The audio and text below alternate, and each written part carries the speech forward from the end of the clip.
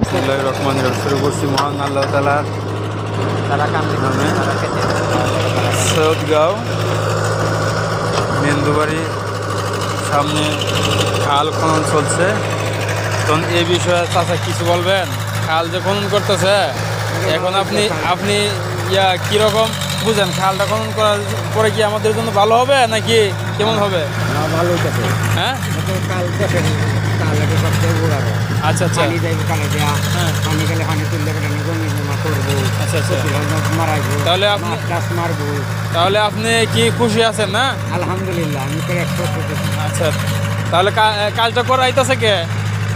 Commissioner আচ্ছা আচ্ছা, নাম কি? মোস্তফা।